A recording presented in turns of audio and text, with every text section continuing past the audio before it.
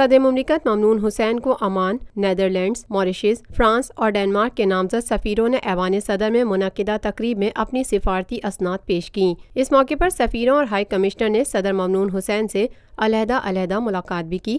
اس موقع پر گفتگو کرتے ہوئے صدر مملکت نے کہا کہ پاکستان تمام دوست اور برادر ممالک کے ساتھ دو طرفہ تعلقات بڑھانے کا خواہاں ہے۔ انہوں نے کہا کہ پاکستانی قوم دہشت گردی اور انتہا پسندی کو اپنی سرزمین سے ختم کرنے کے لیے پرعزم ہے اور شرپسندوں اور دہشت گردوں کے خلاف کارروائی مطلوبہ اہداف کے حصول تک جاری رہے گی۔ صدر مملکت نے کہا کہ حکومتی اقدامات کی وجہ سے پاکستان کی معیشت مسلسل بہتری اور مثبت رجحانات کی نشاندہی کر رہی ہے اور اس حقیقت کو بین الاقوامی اداروں نے بھی تسلیم کیا ہے۔ انہوں نے اس بات پر زور دیا کہ آج پاکستان میں سرمایہ کاری اور کاروبار کے لیے بھرپور مواقع اور سازگار ماحول موجود ہے اور غیر ملکی سرمایہ کار مختلف شعبوں میں سرمایہ کاری کر کے بھرپور فائدہ اٹھا سکتے ہیں۔ صدر مملکت ممنون حسین نے سفیروں اور ہائی کمشنر کو پاکستان میں ان کی نئی تعیناتی پر مبارکباد دی اور امید ظاہر کی کہ وہ پاکستان کے ساتھ اپنے ممالک کے موجودہ تعلقات کو مزید مضبوط بنانے کے لیے کام کریں گے۔ انہوں نے نئے عہدیداران کے پاکستان میں آرام دہ اور خوشگوار قیام کے لیے نیک خواہشات کا اظہار بھی کیا۔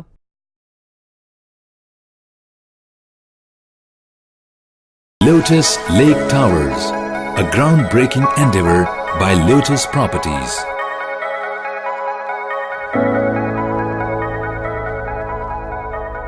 پاکستان بھر میں نمائندگان کا وسیع نیٹ ورک، ہر خبر جاننے کے لیے دیکھتے رہیے TNN TV۔